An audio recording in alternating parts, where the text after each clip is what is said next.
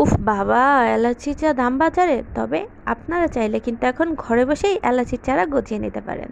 এক্ষেত্রে একটা এলাচি থেকে এলাচির দানাগুলো খুলে একটা স্টিলের পাত্রে পানি দিয়ে 24 ঘন্টা এলাচির দানাগুলো ভিজিয়ে রাখবেন।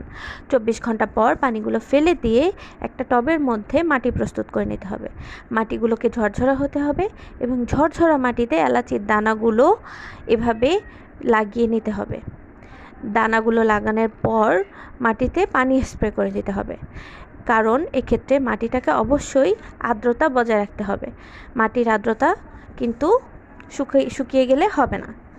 এখন তার 40 থেকে 45 দিন অপেক্ষা করতে হবে এবং এর মধ্যে পানি স্প্রে করতে হবে। তারপর 40 থেকে 45 দিন পর দেখবেন এরকম ছোট ছোট অনেকগুলো চারা গজিয়েছে। সেই চারাগুলো চাইলে আপনি উঠিয়ে আলাদা স্থানে বেশি মাটিতে লাগিয়ে নিতে পারেন।